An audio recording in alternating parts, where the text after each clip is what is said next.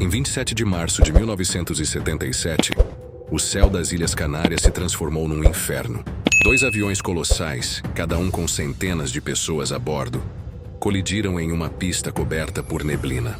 O resultado foi o maior desastre aéreo da história, com 583 mortos. O nome desse lugar, Aeroporto de Los Rodeos, em Tenerife. Mas como dois Boeing 747, as maiores aeronaves do mundo na época, puderam se chocar na mesma pista. Foi erro humano, falha técnica ou uma sequência absurda de coincidências? Hoje você vai entender, minuto a minuto, como o destino transformou um simples atraso em uma das maiores tragédias da humanidade. Tudo começou com um atentado terrorista. Um grupo colocou uma bomba no aeroporto principal das Ilhas Canárias, o de Gran Canária.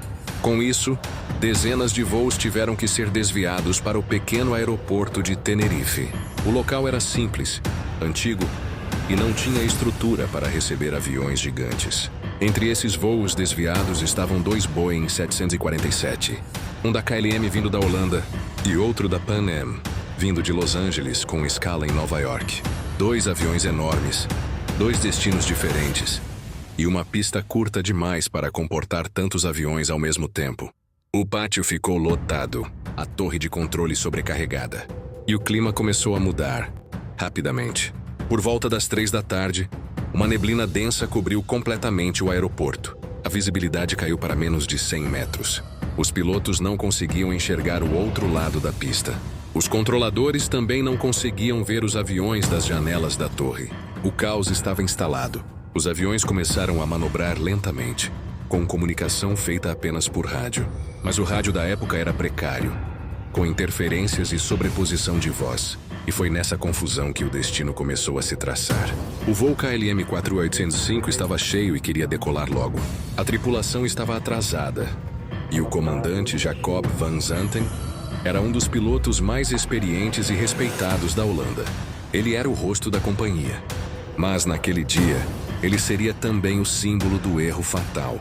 O voo Pan Am 1736 com 396 pessoas ainda taxiava na pista principal, procurando uma saída lateral para liberar espaço. Mas a neblina era tão forte que eles não conseguiam enxergar as placas da pista. O piloto pedia ajuda à torre, mas o controlador, nervoso, falava em tom confuso. A comunicação entre torre, KLM e Pan Am começou a se misturar no rádio. O controlador disse ao KLM: "Ok, stand by for takeoff, we'll call you." Ou seja, espere a autorização para decolar, nós chamaremos você. Mas o capitão Van Zanten entendeu que já podia decolar.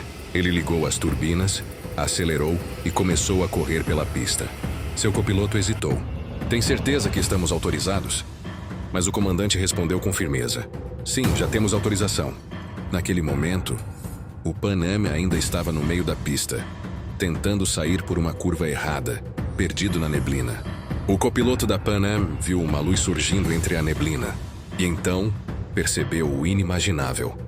Um Boeing 747 vindo na direção deles a toda velocidade. Ele gritou no rádio: "Estamos na pista, ainda estamos na pista." Mas as transmissões se sobrepuseram e ninguém ouviu. O KLM já estava a 260 km/h. O piloto viu o outro avião apenas no último segundo. Ele tentou puxar o manche, desesperado, tentando levantar voo antes do impacto. O avião chegou a sair do chão, mas era tarde demais. O trem de pouso dianteiro do KLM atingiu o topo do Pan Am.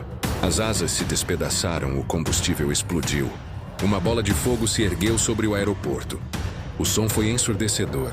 O fogo consumiu tudo em questão de segundos. O KLM explodiu completamente. Todos os 248 passageiros morreram instantaneamente. O Pan Am foi partido ao meio. Alguns passageiros conseguiram escapar pulando por buracos na fuselagem, mas a maioria ficou presa entre o fogo e o metal retorcido.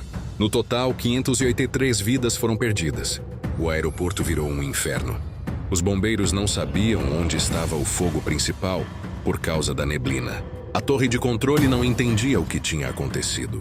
E os rádios continuavam com ruído e vozes cortadas. Entre os sobreviventes, havia gente correndo em chamas, gritando por socorro, no meio da escuridão e do cheiro de querosene queimado. Ninguém conseguia acreditar no que tinha acabado de acontecer. Quando os destroços esfriaram, a investigação começou. Os gravadores de voz dos 2 aviões mostraram a verdade. Não houve falha técnica, não houve terrorismo. Foi erro humano, multiplicado por má comunicação e condições climáticas extremas. A investigação concluiu que o comandante da KLM decolou sem autorização. O controlador não percebeu o erro a tempo. A Pan Am estava no lugar errado, mas sem visibilidade para sair. E as transmissões de rádio se sobrepuseram, impedindo o alerta. Tudo aconteceu em menos de 15 segundos. Depois dessa tragédia, a aviação mundial mudou para sempre. O termo take-off passou a ser usado apenas quando o avião está realmente autorizado a decolar. Os pilotos agora repetem todas as instruções recebidas para confirmar a mensagem. E as torres de controle passaram a seguir protocolos de linguagem padronizada. Essas medidas nasceram da tragédia de Tenerife. E até hoje salvam milhares de vidas todos os anos. O aeroporto de Los Rodeos, em Tenerife, ainda existe. Mas, para quem conhece a história, ele nunca mais foi o mesmo. A cada pouso e decolagem, é impossível não lembrar do que aconteceu naquela tarde de março de 1977. Ali, onde hoje há turistas e aviões modernos, o chão ainda guarda as marcas de fogo, querosene e dor. Durante anos, pedaços das 2 aeronaves permaneceram enterrados sob o asfalto. Peças metálicas retorcidas, cabos, fragmentos de janelas e até restos de bagagens carbonizadas foram encontrados décadas depois. Tudo isso se tornou parte de um passado que a ilha tenta esquecer. Mas o mundo nunca permitirá que desapareça. No local foi erguido um memorial simples. Nada grandioso, nada chamativo. Apenas uma pedra fria com os nomes das 583 vítimas. Vindas de países diferentes, religiões diferentes, vidas completamente distintas. Alguns eram famílias inteiras voltando de férias. Outros, jovens estudantes, executivos, idosos, recém-casados. Pessoas que estavam apenas tentando voltar para casa. Moradores da região contam que nas noites de forte neblina, o ar fica pesado. Alguns juram ouvir sons distantes, ecos de motores, como se aviões invisíveis cruzassem o céu sobre Tenerife. Outros falam de gritos abafados, sussurros no vento, como se a ilha guardasse em silêncio a lembrança de cada vida perdida ali. Mas, além da dor e da lembrança, Tenerife deixou um legado imenso. A tragédia obrigou o mundo a olhar para os céus com outros olhos. Até aquele dia, a aviação era vista como um símbolo absoluto de segurança, tecnologia e precisão. Depois de Tenerife, o mundo entendeu que a comunicação humana podia ser mais perigosa do que qualquer falha mecânica. Os impactos foram profundos. A partir de 1977, as companhias aéreas do mundo inteiro revisaram seus manuais de operação.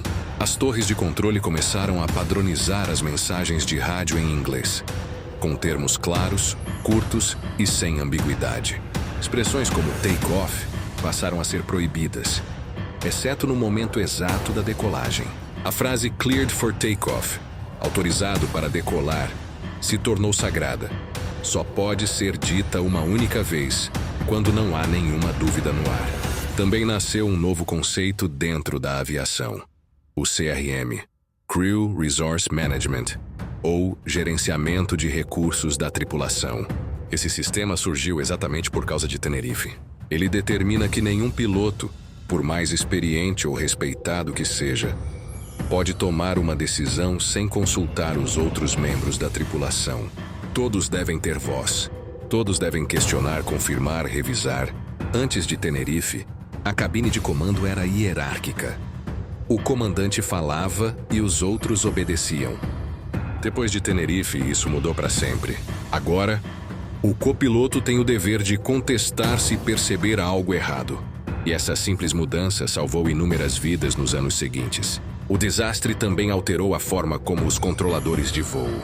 Por trás da tragédia de Tenerife, há uma lição que vai muito além da aviação. Ela fala sobre o comportamento humano, sobre a pressa, o orgulho e a confiança excessiva. O comandante Van Zanten era um homem respeitado, admirado por todos. Treinou dezenas de pilotos, aparecia em comerciais da companhia aérea, mas, naquele dia, o peso do tempo, A pressão e a vontade de resolver logo o atraso fizeram com que ele agisse por impulso. Ele acreditou que estava certo, e sua experiência o cegou. A tragédia mostra que, mesmo os mais preparados, também erram quando acreditam que não podem errar. O erro humano não é apenas apertar o botão errado. É acreditar que o tempo é mais importante que a cautela. É subestimar o risco, achar que vai dar tudo certo. E Tenerife é o exemplo mais cruel de como a pressa pode destruir centenas de vidas em segundos. Os especialistas dizem que naquele dia não houve um único erro. Houve vários pequenos erros encadeados, um após o outro. Cada detalhe, cada mal-entendido, cada hesitação formou uma corrente invisível que levou ao impacto final. E isso é o mais assustador. A tragédia não começou com uma explosão, mas com uma simples palavra mal compreendida. Décadas depois, o acidente de Tenerife ainda é estudado em escolas de aviação, universidades e cursos de gerenciamento de crise. Ele é mostrado não como uma tragédia distante, mas como um lembrete vivo de que a comunicação e a humildade salvam vidas. Cada pedaço daqueles Boeings representa um fragmento do que pode acontecer quando o ego vence o bom senso, quando a confiança cega toma o lugar da cautela e quando a voz da razão é abafada pelo som das turbinas da pressa. Hoje o céu é mais seguro, mas Tenerife permanece como uma cicatriz permanente na história da humanidade. Um lembrete sombrio de que, em qualquer profissão, em qualquer decisão, seja no ar, na terra ou na vida, o erro mais perigoso é acreditar que ele nunca vai acontecer com você.